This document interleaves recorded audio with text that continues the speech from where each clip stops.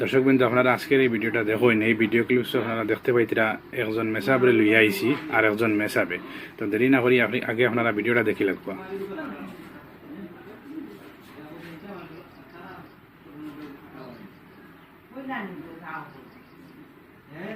দেখছনি দর্শক বিন্দু যে আল্লাহ যদি বাঁচানেওয়ালা হইন তাহলে দুনিয়ার কোনো শক্তি আমরারে মারতে পারতো না। আমরা অনেক আছি বয় পাই, হতার বয় নানান বয় থাকে, আমরা ডর থাকে।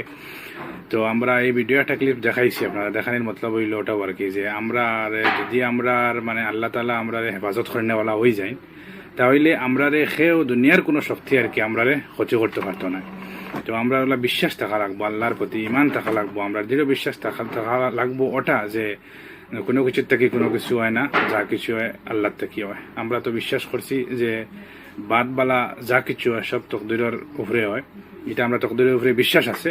এর লাগে আমরা অনেকেই মনে করি যে বিভিন্ন ধরনের ডর ভয় থাকে আমরা, যে ওটা করলে ওটা হইব ওটা না, বরং আমরা এটা পুরা একদিন থাকবো।